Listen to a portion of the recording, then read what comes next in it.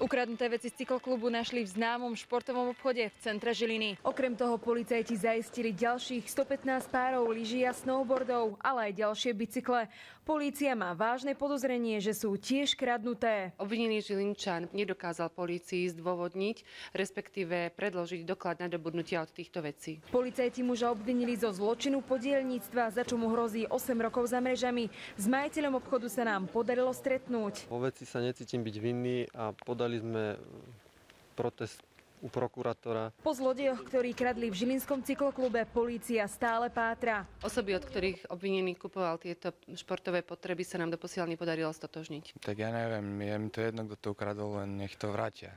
Zoznam všetkých zaistených vecí polícia zverejní aj na svojej webovej stránke. Ak by v ňom ľudia našli vec, ktorá im nedávno zmizla, môžu sa o ňu prihlásiť u žilinských policajtov. Veronika Tesáková, televízia Markíza.